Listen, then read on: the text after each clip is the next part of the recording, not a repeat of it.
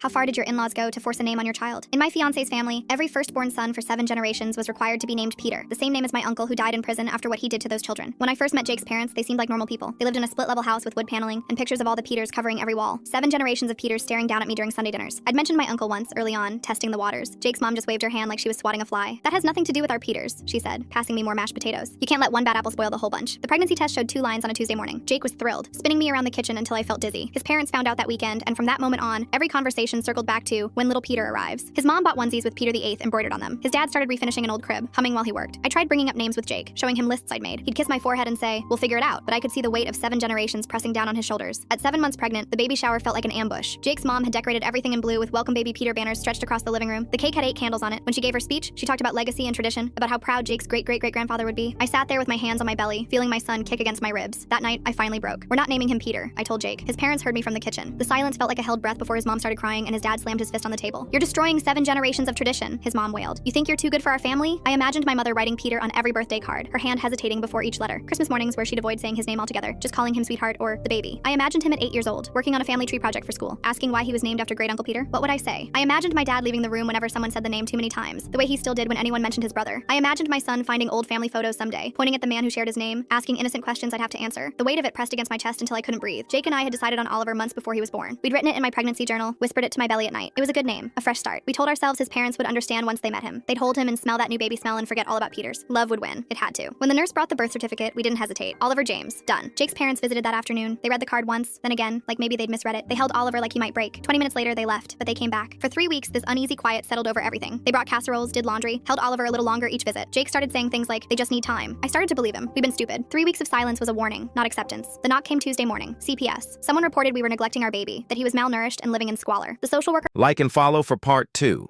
Just kidding, assholes. We fucking hate part 2s just as much as you do. Due to the high volume of video requests, priority will go to those that subscribe to my YouTube. Thank you. Love you.